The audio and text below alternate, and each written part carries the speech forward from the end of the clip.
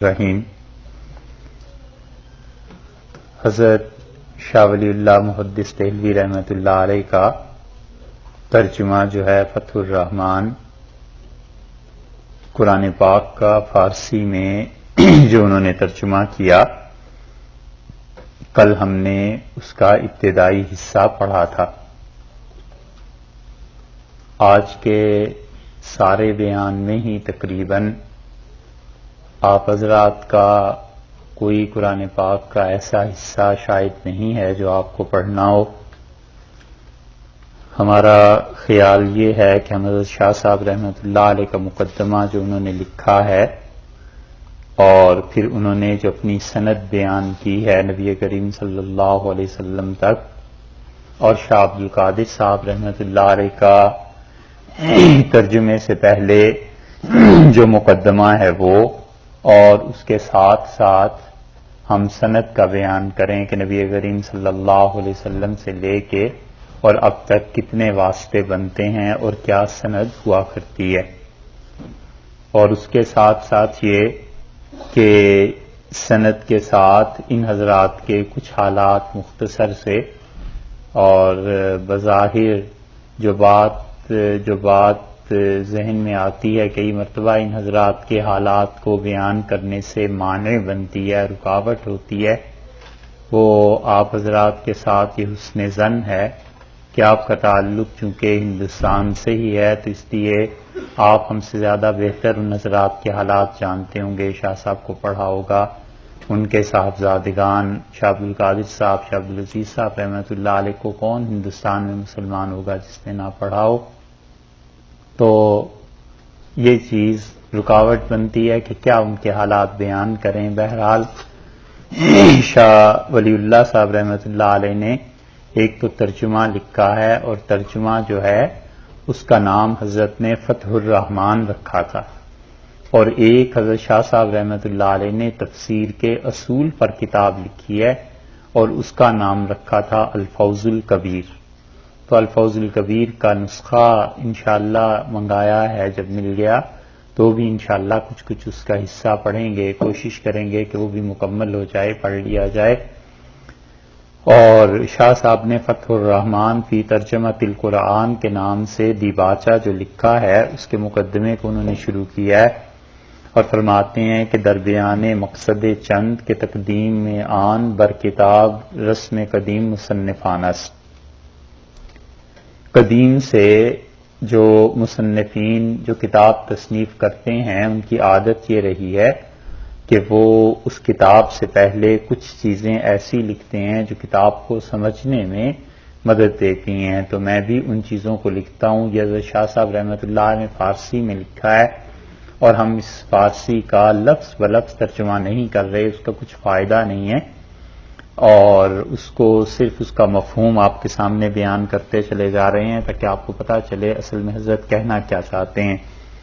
تو مقدمے میں فرماتے ہیں کہ میں چند ایسی باتیں بیان کرتا ہوں جو ہمیشہ رسم چلی آتی ہے پرانے زمانے سے،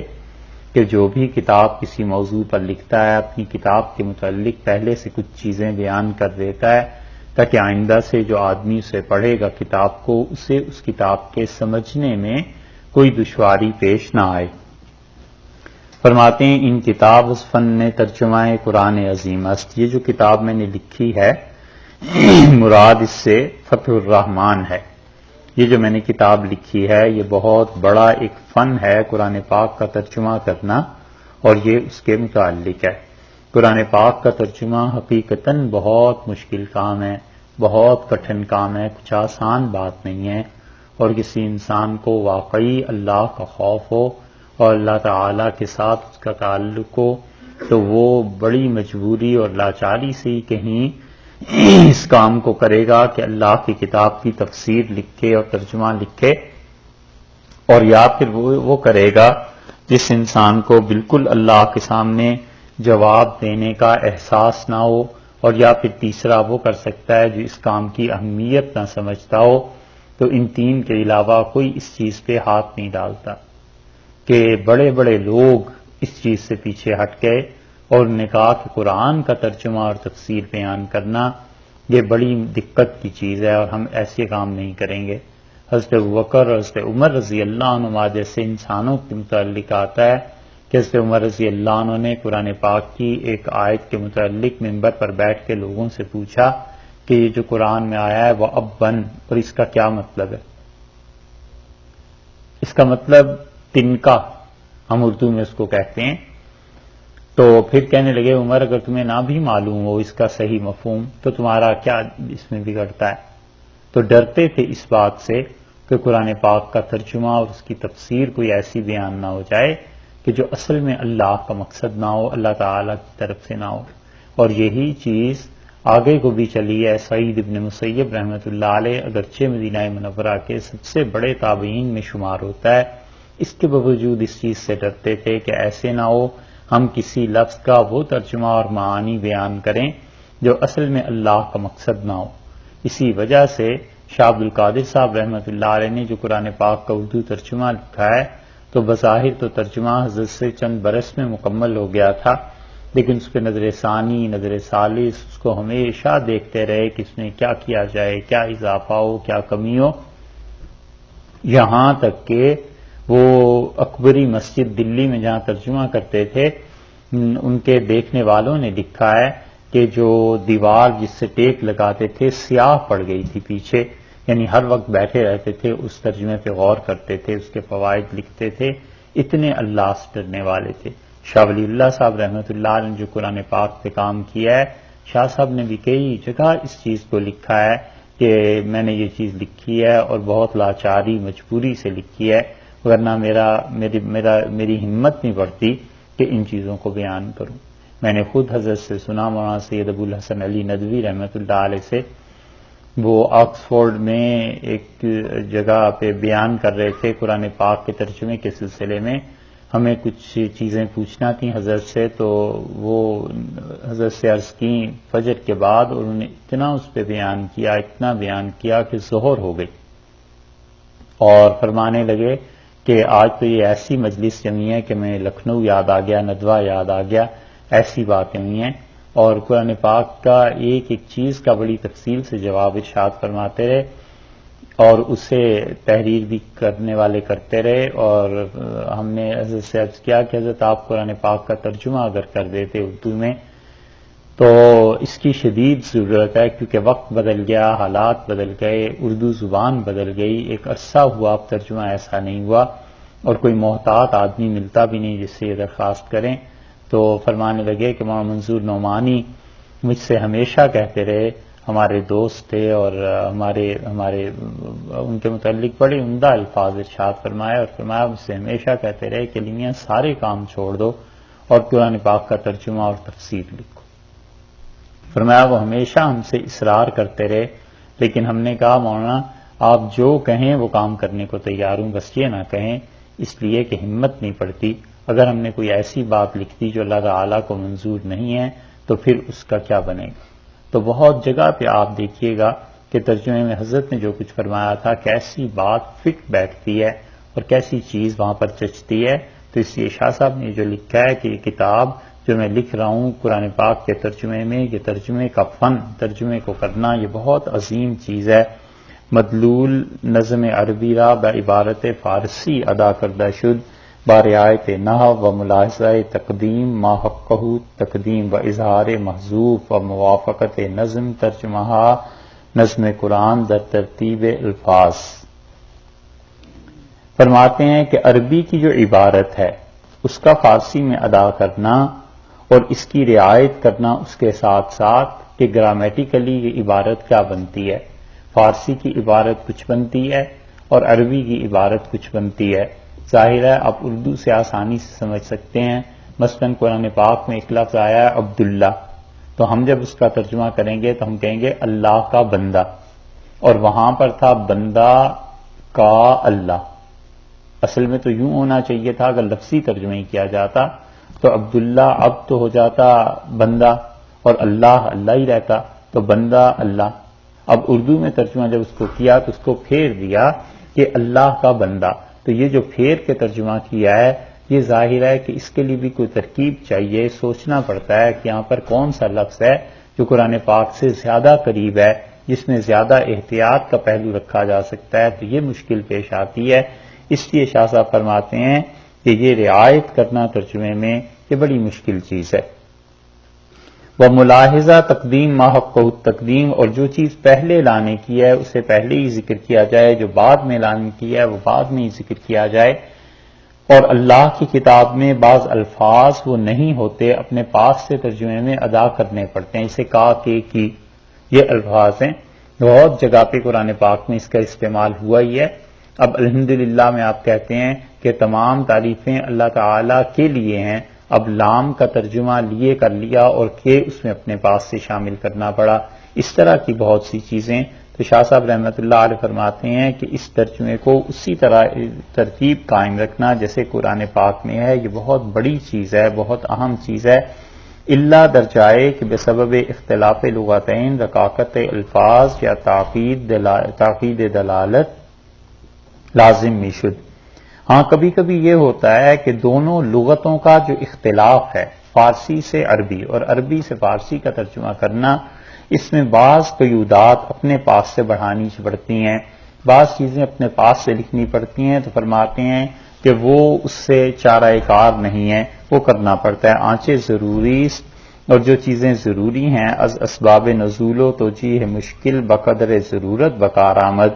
میں نے یہ کیا ہے کہ اس کو لکھنے میں، ترجمہ کرنے میں نزول کسی آیت کا کیوں ہوا اور توجیہ مشکل، اور جو مشکل آیات تھیں ان کا اصل مفہوم بیان کرنے میں جتنی مجھے ضرورت پڑی ہے فارسی کی زبان میں اس کو آگے پیچھے کرنے کی وہ میں نے کیا ہے. درین سرہا مثل کتاب وجیز و جلالین باشد بوجہ کے درین سر. اور یہ وہ چیز ہے کہ یہ ایک کتاب ہے تفسیر کی وجیز اور ایک ہے جلالین. یہ جلالین جلال الدین نام کے دو آدمی تھے رحمہ اللہ جنہوں نے لکھی ہے. ایک جلال الدین پہلے تھے اور ایک جلال الدین وہ سیوطی ہیں جن کا نام آپ نے سنا ہوگا. سیوط ایک قصبہ ہے مصر میں اور اس کی طرف ان کی نسبت ہے. ان دونوں نے مکمل کیا ہے اسے. کہتے ہیں کہ ان کو جس طرح انہوں نے کیا ہے میں نے بھی اسی طرح تھوڑا بہت اپنے پاس سے الفاظ اس ترجمے میں شامل کیے ہیں. اور یہ جو چیز ہے اس کی تمہیں اگر شہادت چاہیے تو حجت الاسلام امام غزالی رحمۃ اللہ علیہ تھے، پر آن کے خواندہ مثل وجیز طبقہ سفلا علم تفسیر در نیابت. تو انہوں نے بھی ان چیزوں کو لکھا ہے جلالین، اور ان چیزوں کو جو پڑھنے اور سمجھنے والے ہیں وہ جانتے ہیں کہ ترجمے میں کیسی مشکلات پیش آتی ہیں. بنامی ان کتاب، اور میں اپنی اس کتاب کا نام فتح الرحمن بترجمۃ القرآن مقرر کردہ شد. یہ رکھتا ہوں کہ فتح الرحمن بترجمۃ القرآن اللہ تعالی کی طرف سے کسی چیز کا کھلنا. فتح کا مطلب کھلنا ہو گیا، تو فتح الرحمن کا مطلب یہ ہوا کہ اللہ تعالی کی طرف سے کسی چیز کا کھلنا قرآن پاک کے ترجمے میں مقرر کردہ شد. میں نے اس کو رکھا ہے وہ نام مصنف ان کتاب، اور جو اس آدمی اس کتاب کو لکھ رہا ہے اس کا نام ہے احمد بن عبد الرحیم است. یعنی حضرت نے اپنا نام لکھا ہے احمد اور انہوں نے اپنے والد کا نام لکھا ہے کہ عبد الرحیم. تو عبد الرحیم کا بیٹا احمد اس کتاب کو لکھ رہا ہے. شاہ عبد الرحیم صاحب رحمۃ اللہ علیہ جو تھے یہ حضرت شاہ ولی اللہ رحمۃ اللہ علیہ کے والد تھے اور بہت جلیل القدر آدمی تھے. بہت کمال اللہ نے انہیں دیا تھا مختلف چیزوں میں، اور ایسے زبردست آدمی تھے کہ سلطان اورنگزیب عالمگیر کی خواہش رہی کہ فتاوی عالمگیری جو مرتب انہوں نے کروایا تھا 500 علماء سے، اس میں وہ بھی شامل ہو جائیں. لیکن انہوں نے اس سے انکار کر دیا اور اس میں نہیں گئے. اور انکار بھی کر دیا، اور کچھ دہلی کے علماء کو حضرت سے بڑا حسد تھا. یہ بھی اس خاندان کے ساتھ عجیب چیز ہوئی ہے. اللہ تعالیٰ نے جتنے کمالات ان لوگوں کو دیے تھے اتنے ہی حاسد بھی ان کے پیدا ہوئے. گلی گلی اور کوچے کوچے میں ان کے حاسد تھے، اور کوئی نہیں چاہتا تھا کہ اس خاندان کا نام ہو اور یہ خاندان بڑا بنے، مگر اللہ کو یہی منظور تھا کہ اس خاندان سے خدا کام لے. شاہ عبد الرحیم صاحب رحمۃ اللہ علیہ کے جو حاسد تھے علماء، انہوں نے بھی بادشاہ سے بہت الٹی سیدھی باتیں کی، شکایات کی، تک شاہ عبد الرحیم صاحب رحمۃ اللہ علیہ پر کسی طرح بادشاہ کی طرف سے نظر نہ پڑے. اور شاہ صاحب رحمۃ اللہ علیہ خود بھی بیزار تھے، وہ ان کاموں کے آدمی بھی نہیں تھے کہ بادشاہوں کے یہاں ملازمت کرتے. تو اورنگزیب کی خواہش کے باوجود وہ اس میں شریک نہیں ہوئے. یہ شاہ عبد الرحیم صاحب رحمۃ اللہ علیہ کا بڑے کارنامے، بڑے کمال کی شخصیت تھی۔ شاہ ولی اللہ رحمۃ اللہ علیہ کے ہاں پیدا ہوئے ہیں جبکہ ان کی عمر 60 برس کی تھی۔ بڑھاپے میں اللہ نے انہیں یہ اولاد دی تھی اور بڑی بشارتیں اللہ نے انہیں دیں کہ جو تمہیں اب بیٹا دے رہے ہیں یہ کیسا اور کیسا ہوگا، اور پھر اللہ نے ان جو بشارتیں دی تھیں وہ عالم ظاہر میں بھی پوری ہوئیں۔ تو فرماتے ہیں وہ لقب مشہور ولی اللہ الدہلوی، اور جو لقب میرا مشہور ہے وہ ولی اللہ الدہلوی ولی اللہ مجھے کہتے ہیں عام طور پہ الدہلوی وطنن، اور میرا وطن جو ہے وہ دہلی ہے، تو دہلی کی نسبت سے حضرت دہلوی کہلائے۔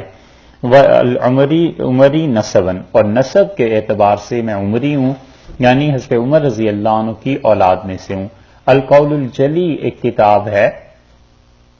جو اب تو چھاپ دی ہے، دلی میں ایک خانقاہ ہے اور حضرت مرزا مظہر جان جانا رحمۃ اللہ علیہ کی، اور وہ کتاب حاصل کرنے بھی ہم وہیں گئے تھے، وہاں سے ہی ملتی ہے اور کہیں سے نہیں ملتی، عام طور پہ نہیں پائی جاتی۔ اور القول الجلی ایک عرصے تک مخطوطے کی صورت میں رہی، کاکوری والوں کے پاس مخطوطہ تھا۔ کاکوری دیکھ، کاکوری آپ نہیں ہے، کاکوری ایسی جگہ ہے جہاں لوگوں کو جانا چاہیے، بہت بڑے کتب خانے تھے وہاں، ہم کاکوری گئے تھے، اگرچہ سارے کتب خانے اور یہ چیزیں تو نہیں دیکھ پائے، مگر یہ کہ کاکوری لکھنؤ سے قریب ہے، بالکل اب تو گویا لکھنؤ میں ہی آ گئی ہے، کاکوری والوں کے پاس تھی، اور ان کے جو مشائخ تھے کاکوری کے، ان لوگوں کو کمال حاصل تھا علم نجوم میں، یعنی ہندوستان میں بڑے بڑے اکابر علماء جو رجوع کرتے تھے وہ ان کی طرف کرتے تھے، کاکوری والوں کی طرف۔ تو یہ کہتے ہیں کہ میں عمری ہوں نسبن، تو وہ جو کلمی نسخہ وہاں بھی ایک پڑا ہوا ہے، اس میں حضرت شاہ صاحب رحمۃ اللہ علیہ کے نسب پہ کافی سارے حالات ہیں۔ تو فرماتے ہیں کہ جو دہلی کا رہنے والا ہے ولی اللہ کے نام سے مشہور ہے، احمد اس کا اصل نام ہے، اور اس کا نسب حضرت عمر رضی اللہ عنہ سے جا کر ملتا ہے۔ احسن اللہ علیہ، اللہ تعالیٰ اس پر احسان کرے، اور اس کے مشائخ پر اور اس کے والدین پر۔ وہ مرتبہ ان کتاب بعد از خواندن متن قرآن و رسائل مختصر فارسی است، تو چاہیے کہ ہمارے اس ترجمے کو لوگ پڑھیں، قرآن پاک کا متن پڑھنے کے ساتھ ساتھ جب انہوں نے مختصر فارسی کے رسائل پڑھ لی ہوں،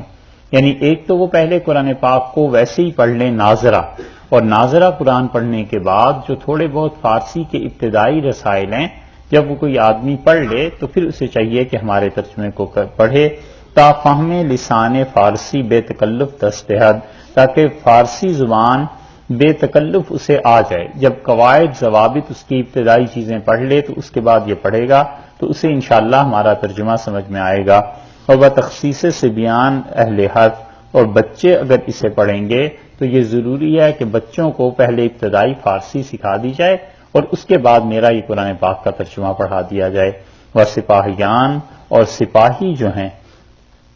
مجاہد، فوج میں کام کرنے والے لوگ، کیونکہ حضرت شاہ صاحب رحمۃ اللہ علیہ کے زمانے میں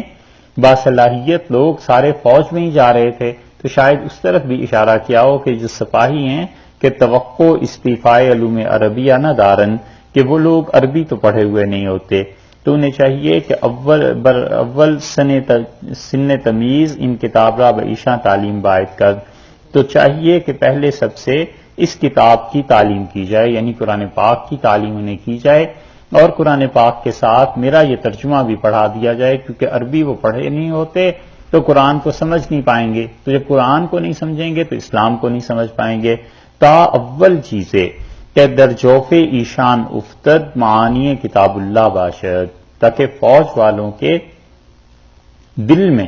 فوج والوں کے دماغ میں، فوج والوں کے پیٹ میں سب سے پہلی چیز جو علم کے ذریعے پہنچے وہ اللہ کی کتاب کے معانی ہوں، وہ اللہ تعالیٰ کی کتاب کے معانی سب سے پہلے پڑھیں اور قرآن کو سب سے پہلے سیکھیں، پھر اس کے بعد جا کر وہ لوگ اپنا کام صحیح کر سکتے ہیں۔ شاہ صاحب رحمۃ اللہ علیہ اپنے زمانے کو کہتے تھے کہ فوج والے عربی نہیں پڑھے ہوتے، اب مشرق کیا اور مغرب کیا، جتنی مسلمان ملکوں کی افواج ہیں ان میں 5% بھی ایسے نہیں ہیں جو قرآن پاک کا ترجمہ اور تفسیر پڑھے ہوئے ہوں، 5% تو دور کی بات ہے، 1% بھی ایسے نہیں ہوتے جو قرآن پاک کا ترجمہ اور تفسیر پڑھے ہوئے ہوں، اور اگر کبھی شبہ ہو جائے کہ اس انسان کا رجحان زیادہ اسلام کی طرف ہے یا زیادہ کچھ قرآن شریف اور یہ چیزیں ترجمہ اور یہ چیزیں پڑھنا شروع ہو گیا ہے تو پہلے ہی پتا کٹ جاتا ہے. یہ سارے اب عرب عجم میں یہی حال ہے مسلمانوں کا. شاہ صاحب فرماتے ہیں کہ سب سے پہلی چیز جو ان کے دل و دماغ میں جانی چاہیے وہ خدا کی کتاب ہے, اس کا سمجھنا ہے. اور سلامت فطرت از دست نہ رد, تاکہ ایسے نہ ہو کہ فطرت کی سلامتی جو ہے وہ کہیں جاتی رہے. یعنی قرآن پاک جب پڑھیں گے نہیں, اس کے معانی نہیں سمجھیں گے تو فطرت خراب ہو جائے گی. فطرت خراب ہونے کا مطلب یہ کہ مزاج بگڑ جائے گا, طبیعت خراب ہو جائے گی ان کی. اور پھر فرماتے ہیں سخن ملاحدہ کہ بمرقع صوفیہ صافیہ مستتر شدہ عالم را گمراہ می سازن. اور ملحد لوگ جو صوفیہ کے کلام جو اصل صوفیہ تھے وہ چھپ گئے, اور ملحد اور بے دین لوگ ہمارے زمانے میں صوفیوں کی باتیں لے کے گمراہی جو پھیلاتے ہیں, تو فرماتے ہیں کہ جب قرآن پڑھا ہوا ہوگا فریفتہ نہ کند, اس پہ کوئی نہیں مرے گا. جو اصل صوفیہ تھے وہ تو دنیا سے پردہ کر گئے اور ان کا کلام کچھ حصے باقی رہ گئے. تو فوج والے اور دیگر عوام یہ کرتے ہیں کہ ان صوفیہ کی روایات اور ان چیزوں کو لے کے باقی مخلوق کو جو گمراہ کرتے ہیں, تو فرماتے ہیں اگر تم قرآن پاک کا ترجمہ پہلے پڑھے ہوئے ہوگے تو اس پہ تم پھر گمراہ نہیں ہوگے. وراجیف معقولیان خام و سخن حنود بے انتظام لوح سینارہ ملوث نسازد. اور دو طبقے اور ہیں جو گمراہ ہیں ہمارے زمانے میں پھیلانے والے گمراہی کو. ایک تو وہ ہیں جنہوں نے صرف فلسفہ پڑھ رکھا ہے اور فلسفے کی باتوں سے مسلمانوں کو گمراہ کرتے ہیں, اور ایک ہندو ہیں جو مختلف روایات اور حکایات بڑی بڑی بیان کرتے ہیں اور اس کے ذریعے ایمان میں خلل ڈالنے کی کوشش کرتے ہیں. تو اگر تم نے قرآن پاک کا ترجمہ پہلے سے پڑھا ہوا ہوگا تو نہ تم ہندوؤں کی باتوں میں آؤ گے, نہ فلسفیوں کی باتوں میں آؤ گے, اور نہ ہی وہ گمراہی جو تصوف کے راستے سے لوگ لانے کی کوشش کر رہے ہیں اس راستے پہ آؤ گے, بلکہ تم خدا کی کتاب پر قائم رہو گے جب تم اس کا ترجمہ پڑھو گے. ونیز آنان کے بعد انقضاء شطر عمر. اور میں اس لیے بھی اس ترجمے پر زور دیتا ہوں یا کہتا ہوں کہ لوگوں کو پڑھنا چاہیے کہ فرض کرو کسی آدمی کی آدھی عمر گزر گئی تو توفیق توبہ یابند, تو پھر بھی خدا اسے توفیق دے گا. جب میرا ترجمہ وہ پڑھے گا تو ممکن ہے اسے توبہ کی توفیق ہو جائے. آدھی عمر کا کیا مطلب ہوا؟ آدھی عمر کا مطلب یہ کہ فرض کر لو کوئی 80 سال بھی جیے گا تو 40 میں تو آدھی عمر گزر ہی گئی, اور 60 سال جیے گا تو 30 میں آدھی عمر تو گزر ہی گئی. شاہ صاحب فرماتے ہیں اگر پہلے ترجمہ نہیں پڑھا تھا تو اب اسے چاہیے کہ وہ ترجمہ پڑھے تاکہ اللہ تعالیٰ اسے قرآن کی سمجھ دے اور وہ توبہ کر لے, اللہ سے معافی مانگے. و تحصیل علوم عالیہ نہ توانند, اور اس نے ممکن ہے کہ وہ علوم حاصل نہ کیے ہوں جو عام طور پر علماء حاصل کرتے ہیں. مثلاً منطق ہے, فلسفہ ہے, صرف و نحو ہے, عربی ہے, لغت ہے, یہ چیزیں ممکن ہے اس نے نہ پڑھی ہوں. تو فرماتے ہیں چاہے نہ پڑھی ہوں مگر اگر تھوڑی سی محنت کر کے یہ فارسی میں ہمارا ترجمہ پڑھ لے گا تو اسے یہ چیزیں آ جائیں گی. ان کتاب ایشان را باید آموخت, چاہیے ہمارے زمانے کے لوگوں کو یا بعد کے لوگوں کو کہ باید آموخت, اس کتاب کو ضرور پڑھیں. جو ترجمہ ہم قرآن پاک کا کر رہے ہیں اسے ضرور پڑھیں. تا در تلاوت قرآن حلاوت یابن, تاکہ جب وہ قرآن پاک کی تلاوت کریں تو انہیں اس میں لذت محسوس.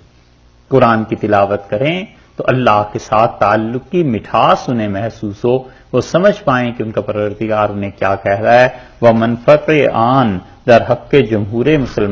مسلمانان متوقع است انشاءاللہ العظیم. اور انشاءاللہ العظیم مجھے یہ توقع ہے کہ عام مسلمان جب میرے اس ترجمے کو پڑھیں گے تو اللہ تعالیٰ ضرور انہیں نفع دے گا. اس کو پڑھ کے وہ خدا کے ساتھ تعلق قائم کر لیں گے اور اس کو پڑھ کے اللہ کی مراد وہ سمجھنے لگیں گے. اما در حق صبیان و مبتدیان خود ظاہر است. ہاں جہاں تک تعلق ہے چھوٹے بچوں کا اور جہاں تک تعلق ہے جو ہمارے اس ترجمے کو پڑھنا شروع کریں تو ان کے متعلق سنو. چنانکہ گفتہ آمد وسائر ابنائے روزگار کے اکثر اوقات بشغل معاش مشغولند، تو ان کے ساتھ مسئلہ یہ ہے کہ وہ عام طور پہ اپنی معاش کے کمانے میں مصروف ہوتے ہیں۔ دو طبقوں کا پھر ذکر کیا حضرت نے، فرماتے ہیں کہ ایک تو بچے ہیں، ان کا مسئلہ بن جاتا ہے کہ بچے قرآن پاک کے ترجمے کو، تفسیر کو فرض کر لو پڑھ بھی لیں تو انہیں وہ شعور حاصل نہیں ہوتا کہ اللہ کے ساتھ کیا تعلق ہونا چاہیے اور قرآن پاک کی سمجھ کیسی بڑی چیز ہے۔ اور دوسری بات حضرت فرماتے ہیں کہ سائر ابنائے روزگار، لوگوں کو اپنا معاش بھی کمانا ہے، انہوں نے پیسے بھی حاصل کرنے ہیں تاکہ اپنی زندگی اور اپنے گھر والوں کی چلا سکیں، تو پھر اس کی وجہ سے وہ ظاہر ہے کہ پورے قرآن پاک کی تفسیر اور جتنے اس کے لیے علوم چاہیے اور یہ سب کچھ تو نہیں پڑھ سکتے۔ تو پھر میں تمہیں بتاؤں اس کا حل کیا ہے، در وقت فراغ باعد کہ با یک دیگر ہلکا ہلکا بے نشیند، تو پھر اس طرح کرنا چاہیے کہ جب فرصت کا وقت ملے، جیسے چھٹی کا دن آ گیا یا دن رات میں کبھی 24 گھنٹوں میں فرصت کا وقت مل گیا، تو اپنے اپنے فرصت کے اوقات کے اعتبار سے چاہیے کہ کچھ دوست اپنے اپنے حلقے بنا کر اس میں بیٹھیں۔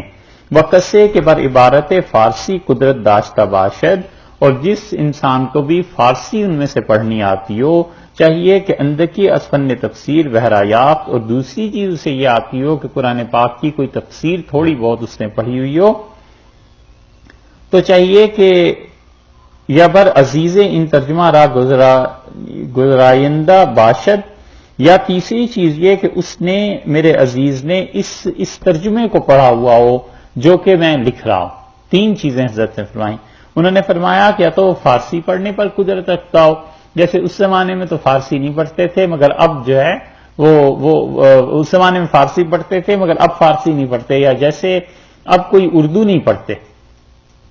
تھوڑے رہ گئے نا اردو پڑھنے والے بھی، آہستہ آہستہ کم ہوتے جا رہے ہیں، تو فرماتے ہیں کہ اگر یا تو وہ فارسی پڑھ سکتا اور یا تھوڑا بہت اس نے تفسیر پہلے پڑھی ہوئی ہو، یا یہ کہ یہ جو ترجمہ میں نے لکھا ہے یہ اگر اس نے پڑھا ہوا ہو تو بقدر وسعت وقت، جتنا وقت مل جائے اس حلقے میں اس آدمی کو چاہیے کہ یک دو سورہ و ترجمہ آن، کہ ایک دو صورتیں قرآن پاک کی اس کا ترجمہ بھی پڑھے ترتیل کے ساتھ، و تبیین و وقوف پر کلام تام بخاند، اور پھر اس کے ساتھ ساتھ اسے چاہیے کہ یہ تھوڑی بہت تفسیر ہماری بھی پڑھ دے، لوگوں کو بتائے کہ اللہ تعالیٰ نے کیا کہا ہے، تاہما بشنونن، اور جو باقی اس کے دوست ہیں وہ اس چیز کو سنتے رہے۔ شاہ صاحب رحمت اللہ علیہ کی عبارت کا مقصد یہ ہوا کہ عام طور پر فرصت تو ملتی نہیں، آدمی اپنے معاش کے کاموں میں رہتا ہے، تو فرماتے ہیں پھر اس طرح کرنا چاہیے کہ چند دوست مل کے اپنا حلقہ بنا لیں، اور ان میں وہ آدمی جو فارسی پڑھ سکتا ہو، یا وہ آدمی جسے اس کے ساتھ ساتھ تفسیر سے کچھ تھوڑی بہت مناسبت ہو، کچھ پڑھا ہوا ہو، یا فقط یہ ترجمہ بھی پڑھ سکتا ہو، تو بیٹھ کے ایک دو صورتیں، چند آیات جتنی بھی ہوں اسے چاہیے کہ وہ سب کے سامنے بیان کر دے تاکہ باقی لوگ اسے سب سنیں، اور بمعانی عام محظوظہ شون، اور باقیوں کو بھی پتا چلے کہ اس کے معانی کیا ہیں، اللہ نے اپنی کتاب میں کیا کہا ہے، اور قرآن پاک کو اگر پڑھیں گے تو اللہ کے ساتھ تعلق جڑے گا۔ وتشبہ پیدا کردہ باشند، اور اس طرح پڑھنے کا ایک فائدہ تو یہ ہے کہ قرآن پاک سمجھ میں آئے گا، اور دوسرا فائدہ یہ ہے، شاہ ولی اللہ صاحب رحمۃ اللہ فرماتے ہیں کہ دوسرا فائدہ یہ ہے کہ تمہاری مشابہت ہو جائے گی با صحابہ کرام، صحابہ کرام رضی اللہ عنہم کے ساتھ، کہ حضور اقدس صلی اللہ علیہ وسلم کے دور میں بھی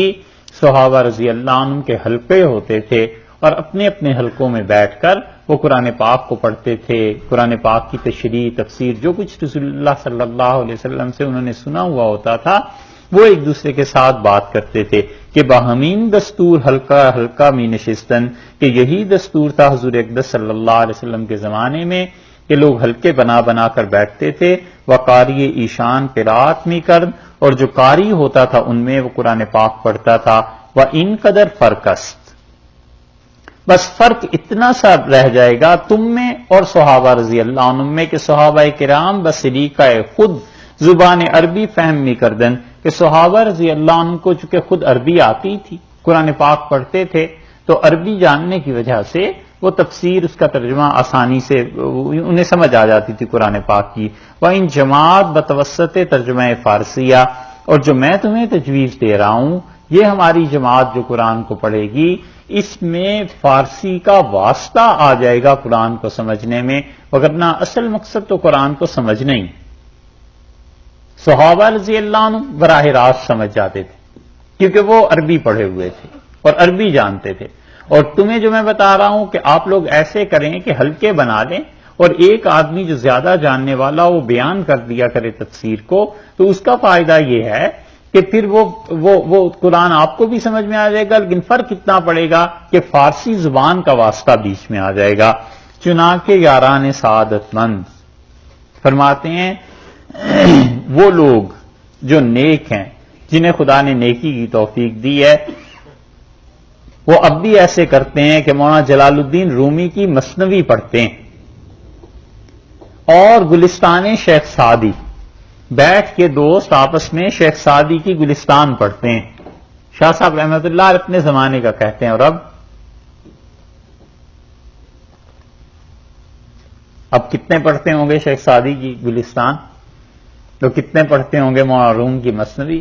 گپیں، فضول باتیں، اور ایسی باتیں جس میں دین تو بڑی دور کی بات ہے، دنیا کا بھی نفع نہیں، یعنی سرے سے فائدہ ہی نہیں ہے کہ فلاں نے یہ کر لیا، فلاں نے یہ کر لیا، اور فلاں کا سٹاک اتنا ہو گیا، اور اللہ جانے کیا کیا باتیں۔ حیرت ہوتی ہے کہ عمر عزیز کیسے ضائع ہوتی ہے۔ آپ کسی کو کہیں کہ بھائی تمہاری جیب میں سوراخ ہو گیا ہے اور ڈالر جو رکھے تھے وہ ایک ایک کر کے گرتا جا رہا ہے، اور وہ آگے سے کہ بھائی تمہیں کیا فائدہ ہے، تم کیوں نصیحت کرتے ہو، ہمارے ہی ڈالرز گر رہے ہیں تمہارے تو نہیں گر رہے۔ اب کیا ایسے آدمی کو کہا جا سکتا ہے؟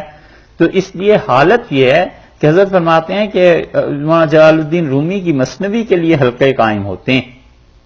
اور شیخ سعدی رحمت اللہ علیہ کی گلستان پڑھنے کے لیے حلقے بناتے ہیں، بیٹھ کے بات کرتے ہیں۔ منطق الطیر شیخ فرید الدین اتار، شیخ فرید الدین اتار رحمت اللہ علیہ نے منطق الطیر لکھی ہے۔ شیخ فرید الدین اتار رحمت اللہ علیہ بہت بڑے آدمی تھے، صوفی تھے،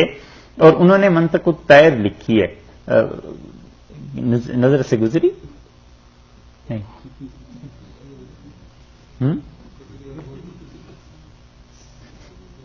اچھا، منطق الطیر جو ہے اس کا ہے ساری تصوف پہ، اور وہ اصل کتاب جو ہے وہ پرندوں کی زبان سے، پرندے اپنے اپنے قصے بیان کرتے ہیں، پرندے باتیں کرتے ہیں آپس میں کہ کیا کیا چیز ہے، چڑیا بولتی ہے، اسی طرح اور مور بولتا ہے، اسی طرح جو پرندے ہیں یہ آپس میں ایک دوسرے سے باتیں کرتے ہیں۔ فرید الدین اتار رحمۃ اللہ علیہ نے اسی طرح لکھی ہے۔ وقصص فارابی، اور فارابی جو تھے ان کے قصے آپس میں بیٹھ کے ایک دوسرے سے بیان کرتے ہیں۔ یہ فارابی بہت بڑے فلسفی تھے،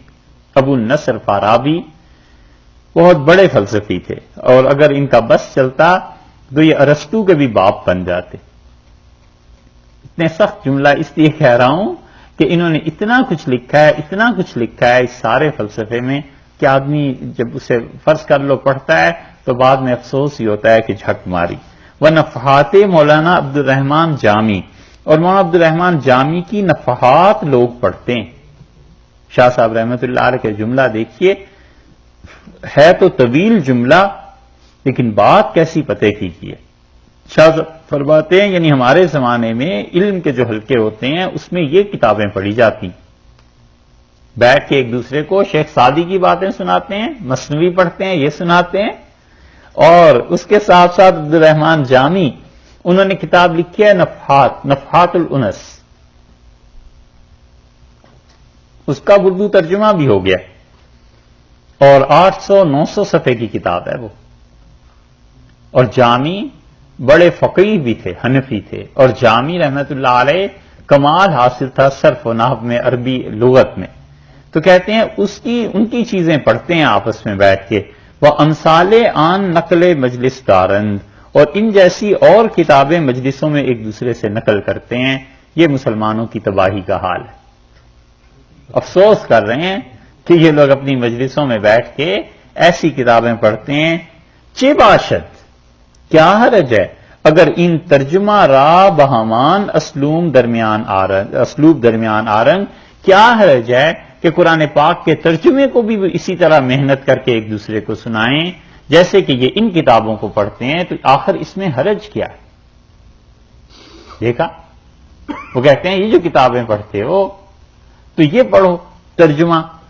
وہ حصہ از شغل خاطر ادراک آن گوارنگ، اور چاہیے کہ اپنا وقت عزیز جو ان کتابوں کو پڑھنے میں صرف کرتے ہیں اس وقت کو اس قرآن پاک کا جو ترجمہ میں کر رہا ہوں آپس میں بیٹھ کے اس کی تکرار کریں، اس کو پڑھیں تو اللہ کی راہ نصیب ہو، ان کتابوں کی بجائے اس کو پڑھیں۔ اگر آن شغل بکلام اولیاء اللہ است، اگر تم یہ کہو مجھے کہ وہ ہم اولیاء اللہ کا کلام پڑھتے ہیں، بلا شک و شبہ ہیں تو اولیاء اللہ ہی، جامی کی، عطار کی، رومی کی، سعدی کی ولایت میں کس کو شبہ ہے رحمہ اللہ، اللہ ہی جانتا ہے اللہ کے ان کے کیا درجات ہیں، مگر ہمارا حسن ظن ان سب کے متعلق یہ ہے کہ وہ اللہ کے بڑے مقبول بندے تھے۔ تو کہتے ہیں کہ اگر یہ ان کا کلام اس لیے پڑھتے ہو کہ وہ اولیاء اللہ ہیں، ان شغل کلام اللہ است، تو جو میں تمہیں کہہ رہا ہوں پڑھنے کو یہ تو اللہ کا کلام ہے، وہ اولیاء اللہ کا کلام ہے تو یہ اللہ کا کلام۔ تو تم خود سوچو کہ اللہ کا کلام پڑھنا چاہیے یا اولیاء اللہ کے کلام میں اتنی زیادہ جدوجہد کرنی چاہیے۔ اسی لیے بہت سی چیزیں جو مسلمانوں میں گمراہی آئی ہے ان میں سے ایک گمراہی کا سبب یہ بھی ہے کہ یہ ان کتابوں کو بڑے ذوق و شوق سے پڑھیں گے جن کتابوں میں قصے، کہانیاں، کرامات، بزرگوں کے واقعات، ایسی دلچسپ چیزیں ہوں جو چیزیں انسان کے من کو موہ لیتی اور دل پسند ہے، اور قرآن پاک نہیں پڑھیں۔ اللہ جانے کیا مشکل پیش آتی ہے کہ قرآن نہیں پڑھنا، باقی جو لغویات ہیں ان کو پڑھ لینا ہے، اور اب تو وہ بھی کس سے کم ہو گئے۔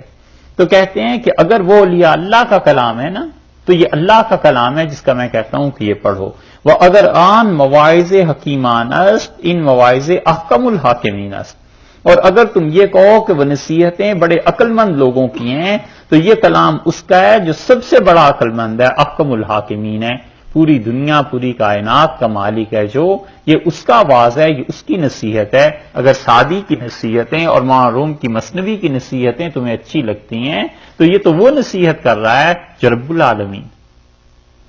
اسے کیوں نہیں پڑھتے، اس کی طرف کیوں نہیں توجہ دیتے؟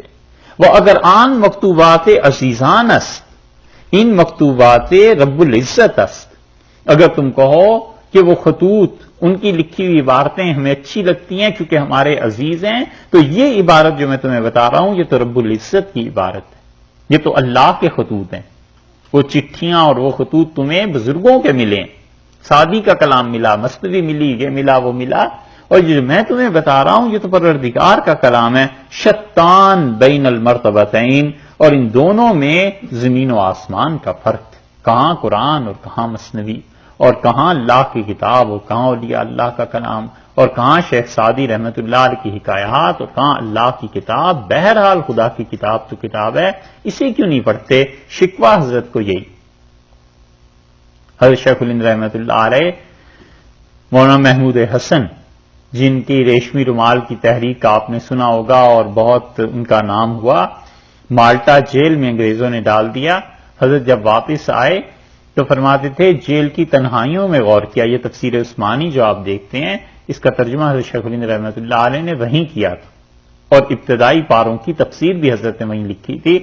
حضرت فرماتے تھے مالٹا جیل سے 2 سبق حاصل ہوئے، بڑے علماء کا مجمع بیٹھا ہوا تھا، اور اس کے راوی بھی اتنے سکائیں، مفتی محمد شفیع صاحب رحمت اللہ علیہ جنہوں نے موارق القرآن لکھی ہے، وہ کہتے ہیں ہم سب غور سے سننے لگے کہ حضرت نے کیا کہا۔ مفتی شفیع صاحب رحمت اللہ علیہ اور قاری طیب صاحب مرحوم دارالعلوم دیوبند کے جو محتمم تھے، ان دونوں کی پہلی بیعت جو تھی وہ حضرت شیخ الہند رحمت اللہ علیہ سے تھی۔ حضرت شیخ الہند رحمت اللہ علیہ کے مقام کا لوگوں کو اندازہ نہیں ہے۔ مولانا الیاس صاحب رحمت اللہ علیہ جو تبلیغی جماعت کے بانی تھے، حضرت شیخ الہند رحمت اللہ علیہ کی خدمت میں حاضر ہوئے اور کہا حضرت جہاد کی بیعت کرنے کے لیے آیا ہوں، اور حضرت کے ہاتھ پہ جہاد کی بیعت کی۔ اتنے بڑے آدمی تھے۔ تو مولانا محمود حسن رحمت اللہ علیہ نے کہا کہ مالٹا جیل کی تنہائیوں میں میں غور کرتا رہا کہ مسلمانوں کے زوال کے اسباب کیا ہیں، اور سب ہمہ گوش متوجہ ہو گئے کہ حضرت اپنی زندگی کا کوئی ماحصل بیان کریں، اور فرمایا میاں ہم سارا کچھ سوچ کے غور اور فکر کے بعد 2 باتوں پر پہنچے، ایک تو مسلمانوں کی قرآن سے غفلت اور ایک ان کا آپس میں لڑنا۔ انہوں نے کہا ان دونوں چیزوں کو سوچو اور قرآن پاک کی تعلیم کو عام کرو، پڑھاؤ قرآن کو تاکہ لوگوں کا اللہ کے ساتھ تعلق قائم ہو، اور مسلمانوں کے اختلافات کو کم کرو۔ یہ آپس میں لڑ لڑ کے ایسے ہو گئے ہیں کہ غیر مسلموں کو ان پر حکمرانی اور سب چیزیں نصیب ہو گئی ہیں۔ یہ شاہ ولی اللہ رحمۃ اللہ علیہ آج سے 350 سال پہلے کے مسلمانوں کا ذکر کر رہے ہیں، کہتے ہیں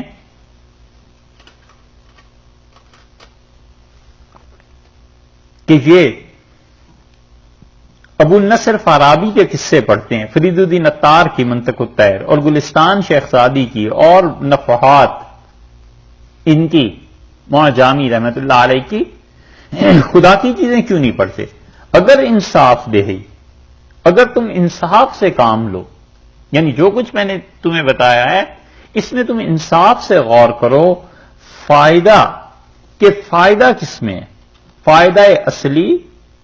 از نزول قرآن اتعاظ است، کہ قرآن پاک کا اصل جو اتارنے کا مقصد ہے نا وہ واعظ ہے۔ واعظ کا مطلب نصیحت۔ اصل جو قرآن پاک آیا ہے دنیا میں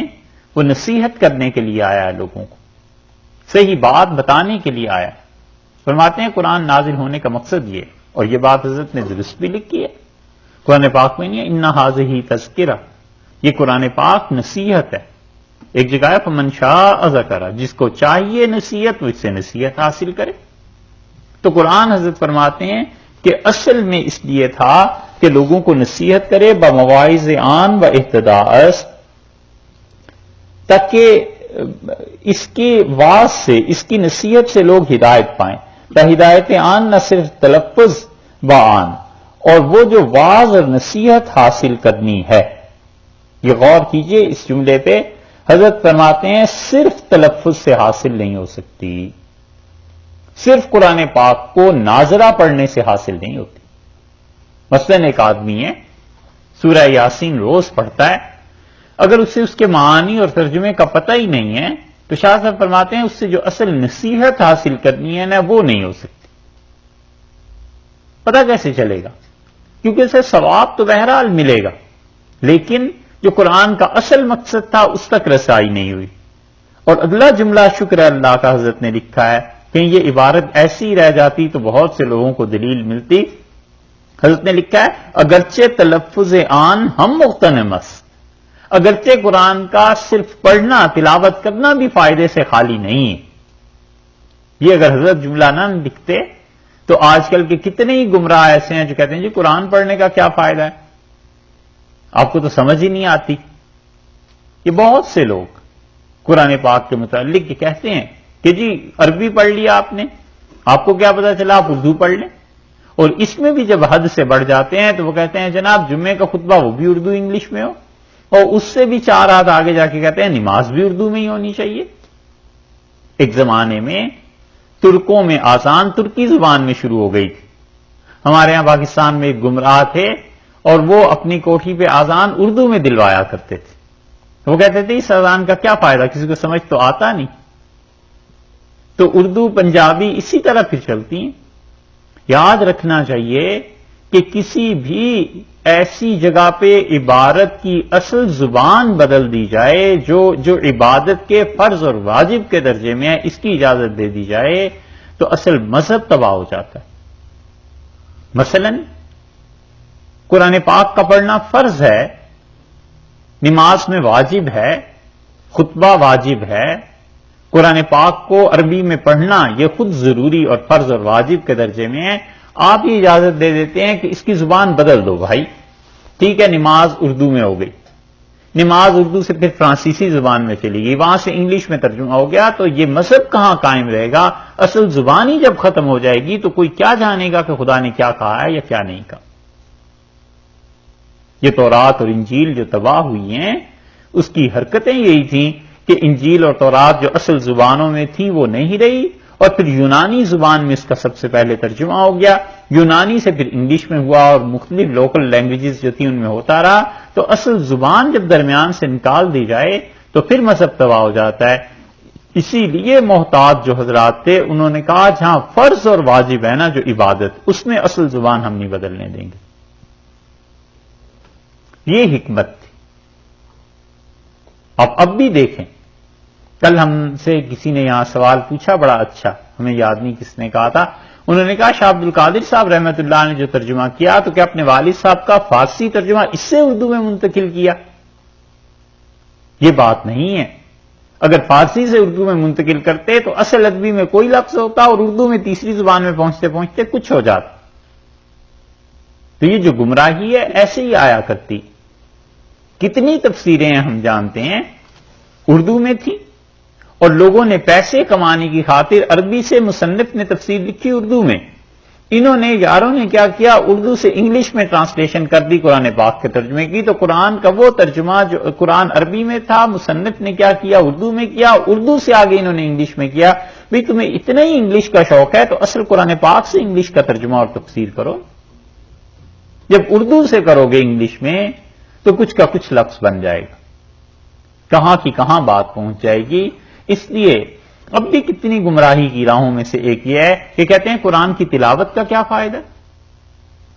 صاحب بڑا فائدہ، بہت فائدہ. جو نزول ہے برکات کا، جو اللہ کے ساتھ تعلق ہے وہ حاصل ہوتا ہے. بہت سی خواتین، بوڑھے مرد، بچے اور مرد بھی، جوان بھی نہیں ترجمہ انہیں سمجھ میں آتی یا نہیں ترجمہ پڑھا تو کیا ہم انہیں روک دیں کہ قرآن ہی نہ پڑھو؟ نہیں، قرآن تو پڑھنا ہی چاہیے. ہاں اصل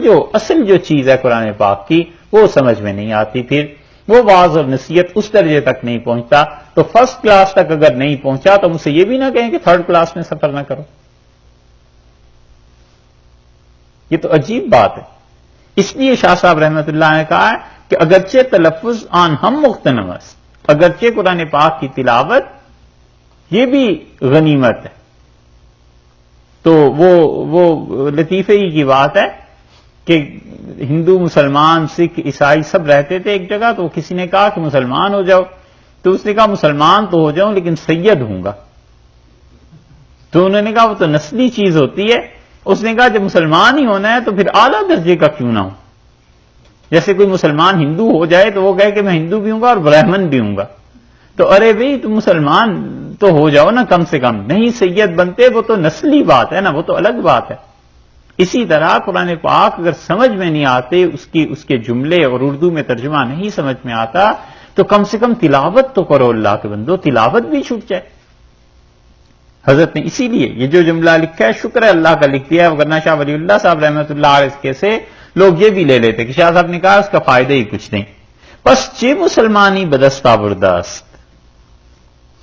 جملہ دیکھیے اور شاہ صاحب کا انداز کلام دیکھیے کیسا زور ہے. بس چے مسلمانی بدستہ بردست،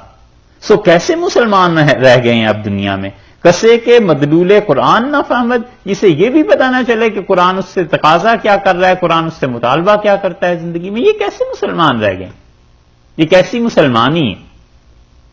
دیکھا ہے؟ وہ کہتے ہیں اس کو پڑھو، اس کو سمجھو. اگرچہ غنیمت یہ ہے کہ تلاوت بھی کرو لیکن مسلمان ہو اور قرآن کو نہ جانے. وقدام حلاوت دارت، اور کیسے مسلمان ہے کہ انہیں اس مٹھاس کا ذائقہ ہی معلوم نہیں ہے کہ اللہ کی کتاب کتنی میٹھی چیز، کتنی لذیذ ہے، کتنا خدا کے ساتھ تعلق بڑھتا ہے، کتنا ایمان پختہ ہوتا ہے، کتنا اپنے مسلمان ہونے پر یقین ہوتا ہے کہ اللہ کی راہ یہی ہے. کیسے مسلمان ہیں؟ انہیں اس مٹھاس کا ہی نہیں پتا. وہ آنکھ کے مدلول کلام اللہ نہ داند. اور یہ کیسی مسلمانی ہے کہ کسی کو یہی پتا نہ ہو کہ اس کا خدا اس سے کہہ کیا رہا ہے. یہ کون سی مسلمانی؟ آنان کے بر لغت عربیہ اطلاع تمام دارند. ہاں وہ لوگ جو عربوں کی پوری لغت کو جانتے ہیں. و تفاسیر را بر استادان گزرا نیدند، اور وہ لوگ گزرائندہ اند، وہ لوگ جو عربی لغت بھی جانتے ہیں اور انہوں نے قرآن پاک کی تفسیر کسی استادوں سے پڑھی ہے، کسی سے حاجت خواندنے ان ترجمہ نادارند، انہیں اس قرآن پاک کا ترجمہ پڑھنے کی جو میں ترجمہ کر رہا ہوں کوئی ضرورت نہیں. دو آدمیوں کو مستثنا کیا. حضرت نے فرمایا یا تو وہ خود عربی جانتا ہو تو براہ راست قرآن پاک کو ہی سمجھ لے گا، میرے ترجمے کے پڑھنے کی کیا ضرورت ہے، یا اس نے اساتذہ سے تفسیر پڑھی ہے تو بھی اسے اس تفسیر کے اب پڑھنے کی ضرورت نہیں رہی کہ اس نے بڑی کتابیں پڑھی ہیں. لیکن حضرت نے یہ جو لکھا ہے، حضرت جانتے ہوں گے کیوں لکھا ہے، یا تو اس لیے لکھا ہوگا کہ کثر نفسی میں، اور یا حضرت کے زمانے میں واقعی کوئی علم کا ایسا شاید حال ہوتا ہو، وگرنہ اب تو ہم یہ کہتے ہیں کہ چاہے کتنے ہی استادوں سے تفسیر پڑھی ہوئی ہو، اور چاہے اس نے کتنی عربی میں گرامر میں کورس اور یہ چیزیں کی ہوئی ہوں، کبھی شاہ ولی اللہ رحمۃ اللہ علیہ اور حضرت مجدد الفسانی رحمۃ اللہ علیہ اور شاہ صاحب رحمۃ اللہ علیہ کے حلقے سے قدم باہر نہ رکھے۔ عافیت اسی میں، خیر اسی میں ہے کہ اہل سنت والجماعت کے مسلک کو مضبوطی سے پکڑ لے اور شاہ صاحب رحمۃ اللہ علیہ کا یہ ترجمہ پڑھے آدمی، اردو ترجمہ شاہ عبد القادر صاحب کا، شرف الدین صاحب رحمۃ اللہ علیہ کا پڑھے۔ عافیت اور خیر اسی میں ہے۔ یہ وہ لوگ تھے جب مسلمانوں میں تفریق نہیں تھی، یہ وہ لوگ تھے جب ہندوستان میں فرقہ واریت نہیں تھی۔ حسد الگ چیز ہے، لوگوں کو ہوا اور لوگوں نے بہت سی چیزیں ایک دوسرے کے خلاف لکھی، شاہ ولی اللہ رحمۃ اللہ علیہ پہ لوگوں نے فتوے لگائے، وہ حسد ایک الگ چیز ہے۔ لیکن مسلمان اس طرح ٹکڑوں میں نہیں بٹے تھے کہ یہ فلاں جماعت ہے، یہ فلاں جماعت ہے۔ تو جب سب متفق ہیں شاہ ولی اللہ رحمۃ اللہ علیہ پہ، تو ان چیزوں کو پڑھنا چاہیے کہ شاہ صاحب کے زمانے میں کیا تھا، آخر دین ان لوگوں سے بھی تو پہلے تھا ہی۔ بڑا علم گہرا اور ٹھوس ہو کسی کا، تب جا کر اسے کچھ سمجھ میں آئے گی ان سارے حضرات کے علوم کو، وگرنہ یہ حضرات جو کچھ کہتے ہیں بس چپ کر کے اسے ماننا چاہیے کہ یہ لوگ اس راہ سے واقف تھے اور ہم اس راہ سے واقف نہیں ہیں، اور انہوں نے پوری پوری زندگیاں کھپا دی تھیں خدا کی کتاب میں، سنت میں، اور ڈھونڈنے میں کہ اصل حل کیا ہے اور اصل چیز کیا ہے۔ ایک سے ایک بڑا آدمی تھا یہ شاہ ولی اللہ رحمۃ اللہ علیہ کے پیچھے آگے عالم اسلام میں۔ عافیت یہی ہے کہ آدمی اپنے آپ کو ان لوگوں کے درمیان ہی رکھے۔ تو شاہ صاحب کہتے ہیں کہ اسے ہمارا ترجمہ دیکھنے کی ضرورت نہیں، مگر ہم پھر بھی کہتے ہیں کہ 30 تفسیریں دیکھ لے آدمی، 40 تفسیریں دیکھ لے آدمی، اور پھر حضرت شاہ صاحب رحمۃ اللہ علیہ کو اور شاہ عبد القادر صاحب رحمۃ اللہ علیہ کے ایک سطر پڑھ لے تو اندازہ ہوتا ہے کہ جھک ماری اتنا زیادہ دیکھنے سے ایک بس یہ سطر کافی تھی، ایک یہ چیز کافی تھی۔ الفوز الکبیر کہنے کو چھوٹی سی کتاب ہے، لیکن نچوڑ اور خلاصہ ہے اس بات کا، کئی جلدوں پر حاوی ہے اس کا ایک ایک جملہ۔ یہ ایسی بات نہیں، جب آپ ڈیٹیلز پڑھیں کہ کبھی اللہ آپ کو توفیق دے تو آپ کو اندازہ ہوگا کہ شاہ ولی اللہ اور ان لوگوں نے ایک ایک جملے میں کیا کیا باتیں سمو دیں۔ پھر حضرت کہتے ہیں لیکن مجھے امید ہے از فضل حضرت باری، اللہ تعالی حضرت باری تعالی کے فضل سے امید ہے مجھے یہ کہ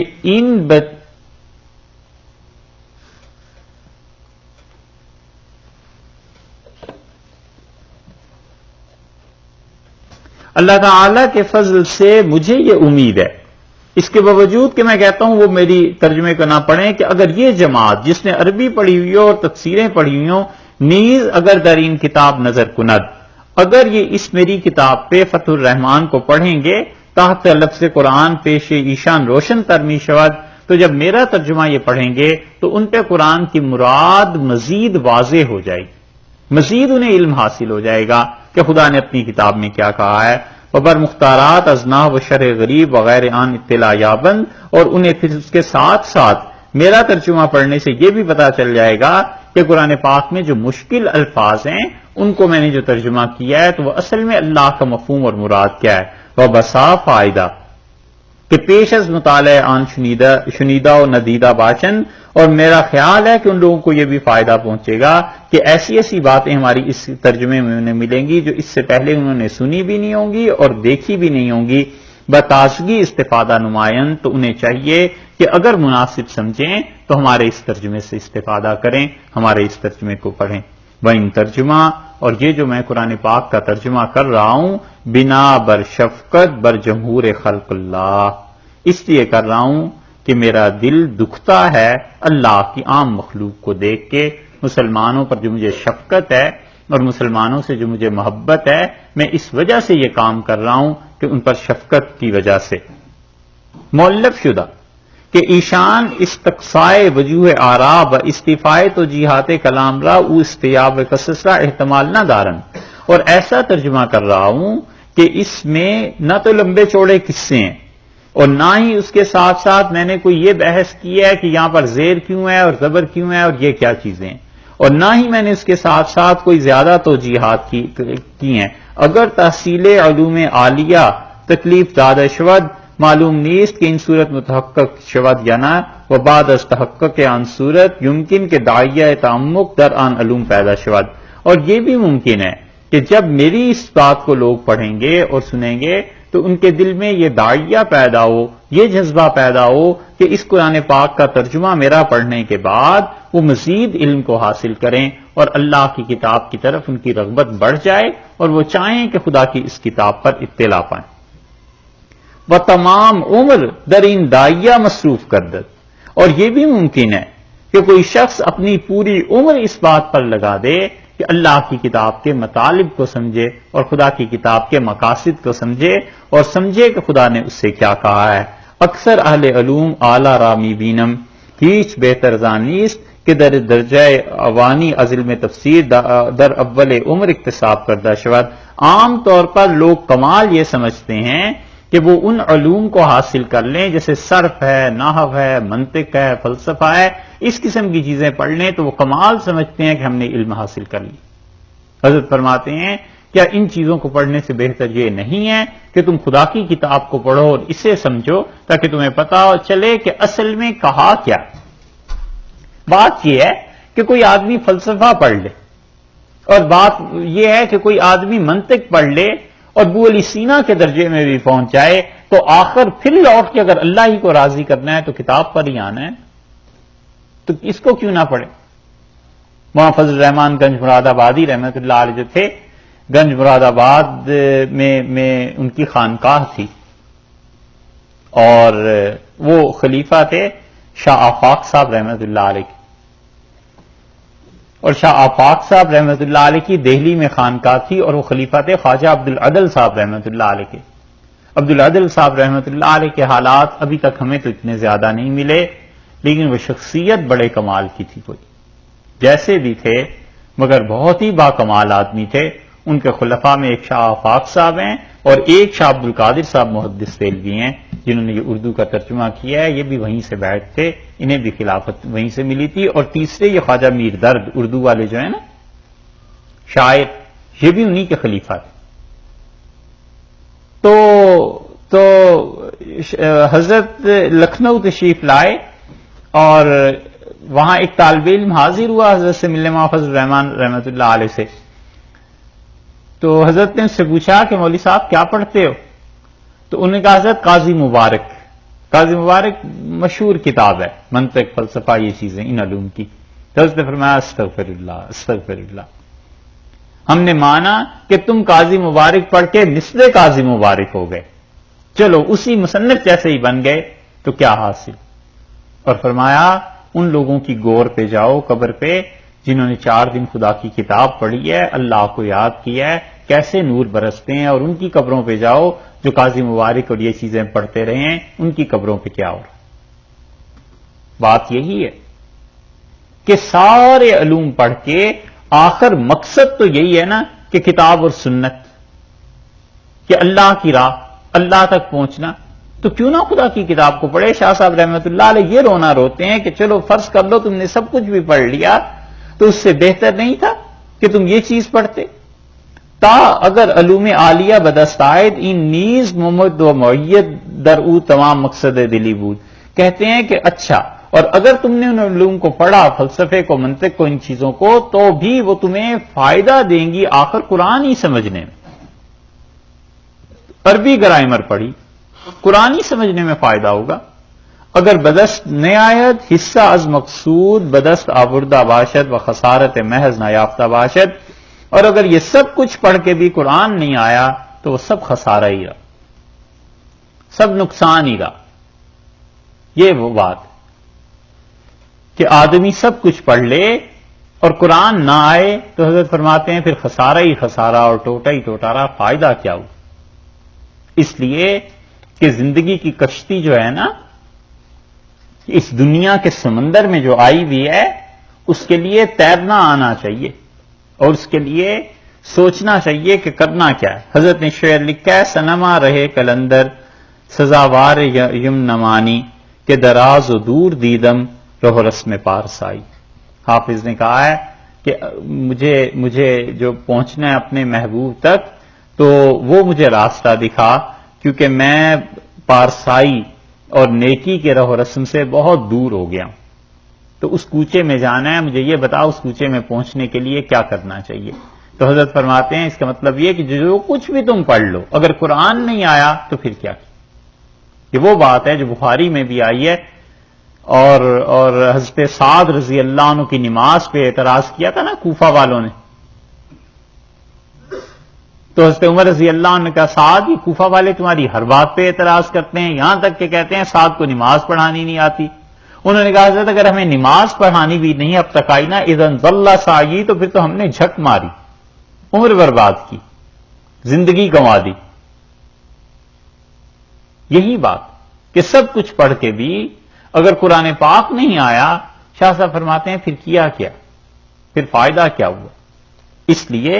وہ کہتے ہیں کہ طریق و تحریر درین کتاب آنس، جو میرا طریقہ اور جیسے میں لکھوں گا اس کتاب کو وہ یہ ہے کہ ہر آیت تیرا جدا نوشتہ شد، میں ہر آیت کو الگ لکھتا ہوں، مقرون بترجمہ آن، اور اس کے ساتھ ساتھ اس کا ترجمہ فارسی میں لکھا ہے، در ترجمہ آن لسان متعارف و روزمرہ متداول اختیار نمودہ آمد. اور میں نے وہ زبان اختیار کی ہے جو ہندوستان میں عام طور پر رائج ہے اور جسے عام طور پر لوگ سمجھتے ہیں.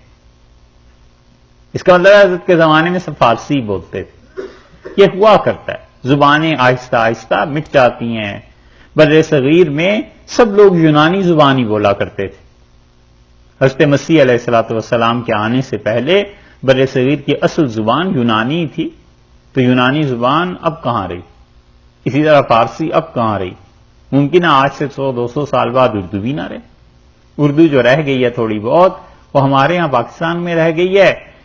اور یا پھر آپ کے ہاں دینی مدارس میں رہ گئی ہے. وگرنہ تو اردو لکھنے پڑھنے والے بھی کم ہوتے چلے جا رہے ہیں. یہ زبانیں مٹتی چلی جا رہی ہیں نا، جو آہستہ آہستہ اس کی وجہ سے، یعنی اس معنی میں کہ لوگ نے نہیں سیکھتے تو اپنے اصل علوم سے رابطہ ٹوٹ جاتا.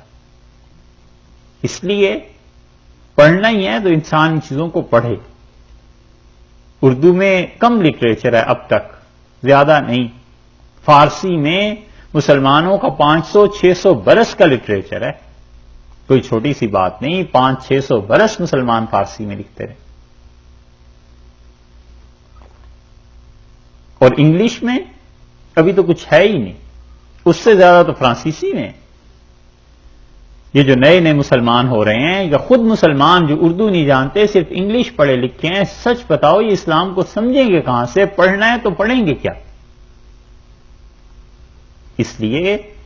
لوگوں کو سوچنا چاہیے کہ ہماری ذمہ داری اس زمانے میں کیا ہے اور ہمیں کیا کام کرنا ہے. اپنے کاموں سے ہٹے ہوئے ہیں اور دوسروں کے کام سارے ان سے کرا لو، اپنا اصل کام نہیں کرنا.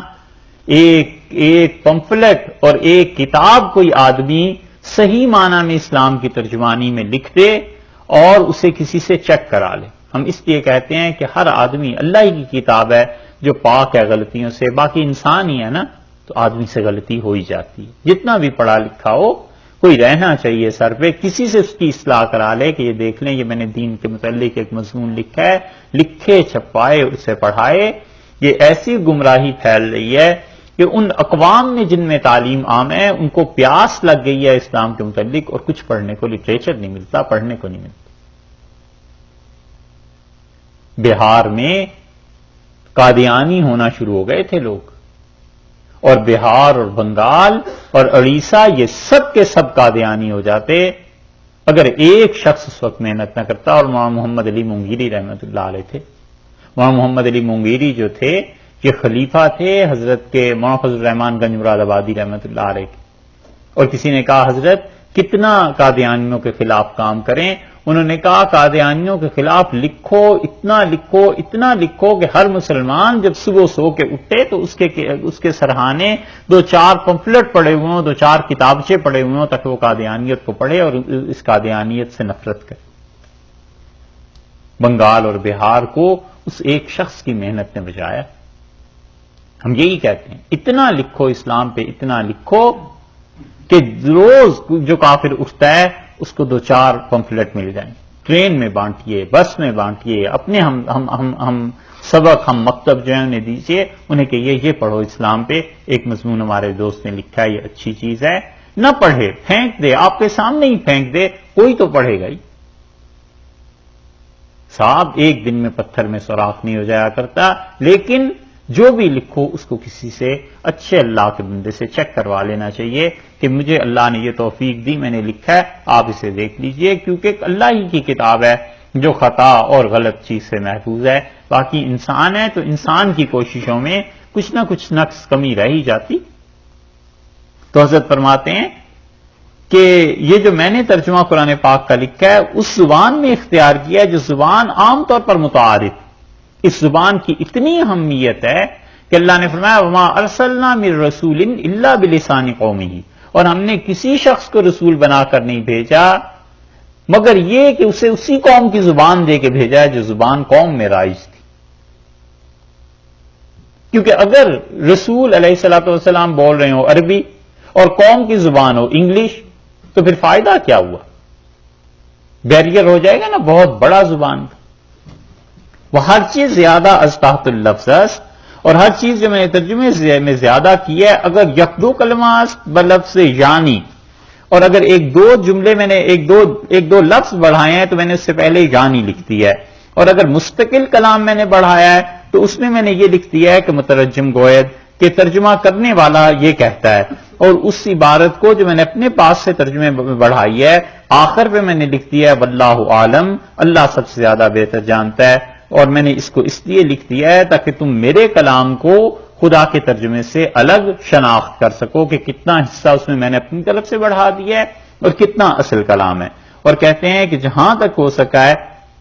میں نے قرآن پاک میں جو قصے آئے ہیں ان کو بیان نہیں کیا،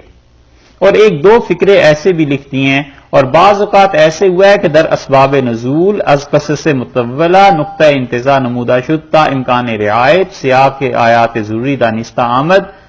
تو اور اسی طرح وہ آیات جن کا سمجھنا ہی اس پہ موقوف ہے کہ کب نازل ہوئی تھی، میں نے اس کی بھی تشریح تھوڑی تھوڑی مختصر کر دی ہے، اور میں نے جو نقل کیا ہے رصاح تفاسیر محدثین، تو میں نے محدثین کی صحیح ترین تفسیریں اپنے سامنے رکھی ہیں، جیسے امام بخاری رحمت اللہ علیہ کی تفسیر اور امام ترمذی رحمت اللہ علیہ کی، اور حاکم نے جو کچھ لکھا ہے اس کو میں نے لکھا ہے اپنی اس ترجمے میں، یعنی میں نے جو تفسیر بھی تھوڑی بہت کہیں کر دی ہے، فکرے لکھے ہیں تو اتنی بڑی بڑی کتابوں سے لے کے لکھے ہیں، کوئی ایسی بات نہیں لکھی جو کچی ہو۔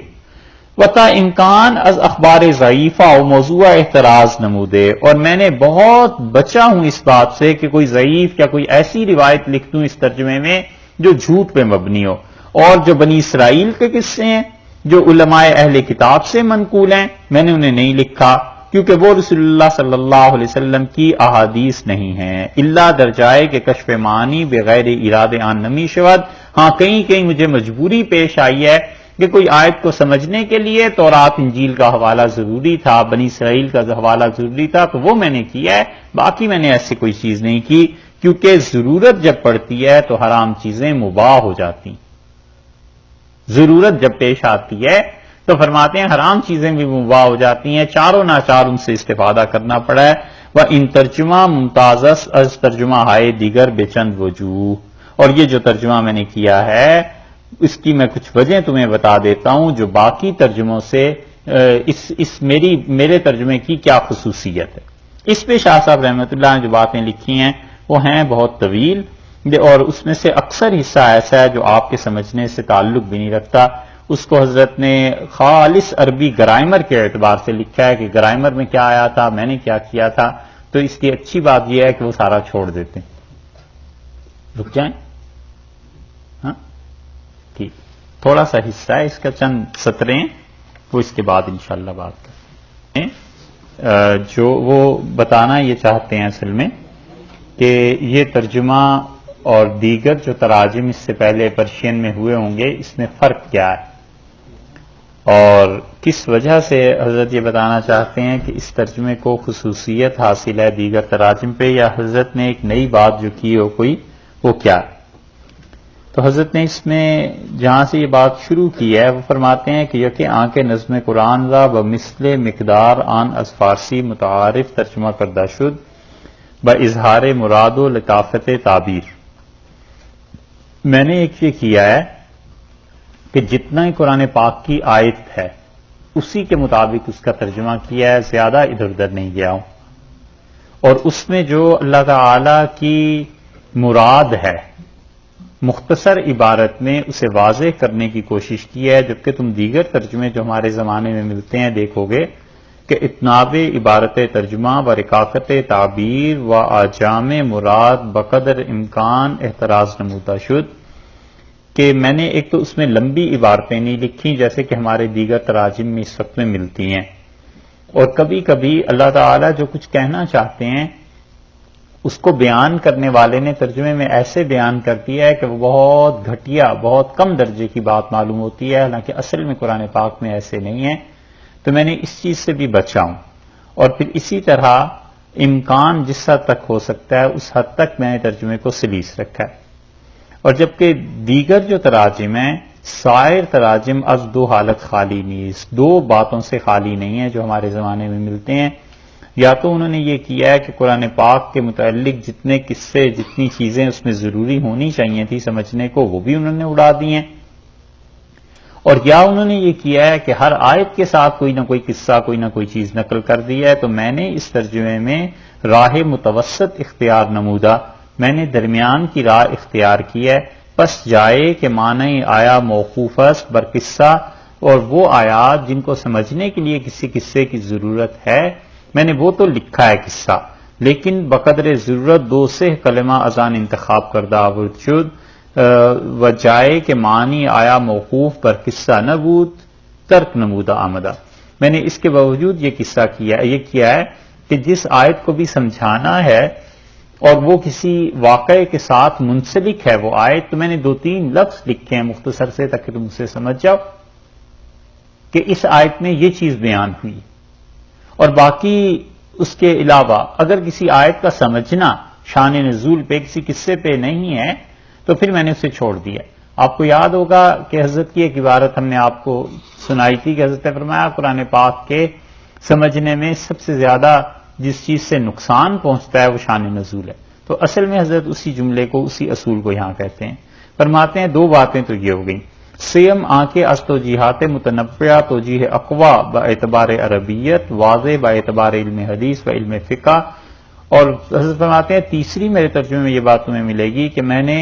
جہاں پر مفسرین کے مختلف اقوال تھے کہ اس لفظ میں یہ بھی مراد ہو سکتی ہے یہ بھی تو میں نے اس چیز کا انتخاب کیا ہے جو واضح طور پر عربی لغت کے مطابق ہو، کہ عرب جو عربی اس وقت بولتے تھے رسول اللہ صلی اللہ علیہ وسلم کے زمانے میں، اس زمانے میں وہ لفظ کیسے استعمال ہوتا تھا یہ میں نے اختیار کیا ہے. اور یہ کمال کی بات ہے. تو یہ بظاہر چھوٹی سی بات لگتی، لیکن یہ سمجھنا چاہیے کہ جو الفاظ قرآن پاک نے استعمال کیے ہیں ان کا مفہوم ہم وہاں جا کر دیکھیں گے کہ رسول اللہ صلی اللہ علیہ وسلم کے دور میں یہ لفظ کس لیے استعمال ہوتا تھا، آج کے دور کو نہیں دیکھیں گے کہ آج کیسے استعمال ہو رہا ہے. مثلا قرآن پاک میں آیا ہے نا کہ لبن لم یتغیر طعمہ، اور ہم جنت میں ایسے دریا ہیں لبن کے دودھ کے جن میں بو پیدا نہیں ہوتی. اب عربوں کے بعض علاقوں میں لبن دہی کے لیے استعمال ہوتا ہے. تو اگر کوئی آدمی کہے کہ دہی کے دریا ہیں تو ہم کہیں گے کہ نہیں، اس کی وجہ یہ ہے کہ یہ اس زمانے میں دیکھیں گے کہ یہ لفظ کس چیز کے لیے استعمال ہوتا تھا. اور یہ بڑا نقطہ ہے،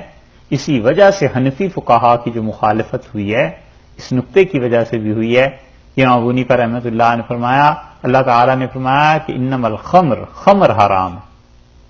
خمر شراب کو کہتے ہیں نا. اب شراب تو 10 قسم کی 20 قسم کی 100 قسم کی مل جائے گی، لیکن اللہ نے یہ نہیں کہا کہ شراب حرام. اللہ تعالیٰ نے فرمایا خمر حرام ہے. وہ کہتے ہیں خمر ہم رسول اللہ صلی اللہ علیہ وسلم کے دور میں جا کے دیکھیں گے کہ خمر کا اطلاق کس شراب پر ہوتا تھا. تو جس پر ہوتا تھا وہ قطعی حرام ہے، اور اس کے علاوہ اگر کسی دوسرے طریقے سے بنائی جائے گی تو اس میں حرمت کی اتنی شدت نہیں آئے گی جتنی باقی اس میں آئی. یہ ایک بحث ہے، جب انشاءاللہ تفصیل میں آئیں گے تو کچھ مختصر سی بات اس پہ کریں گے، مگر اس لیے مثالیں دے رہا ہوں کہ حضرت شاہ صاحب رحمۃ اللہ نے جو لکھا ہے نا کہ میں نے اس قول کو اختیار کیا ہے جو عربیت کے اعتبار سے بڑا واضح ہے، کتاب میں، سنت میں، حدیث میں اور علم فقہ میں، اور میں اس سے نہیں ہٹا ہوں، تو یہ بڑے نقطے اور کام کی بات ہے۔